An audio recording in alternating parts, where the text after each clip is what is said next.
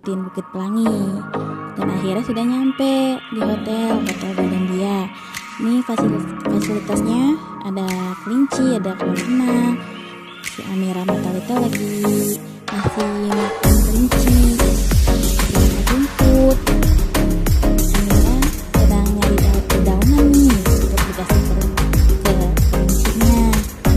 Terus dari itu di situ ada benang bersama keluarga, sama anak-anak senang liburan. Di sini juga ada gelangnya, di sini juga banyak.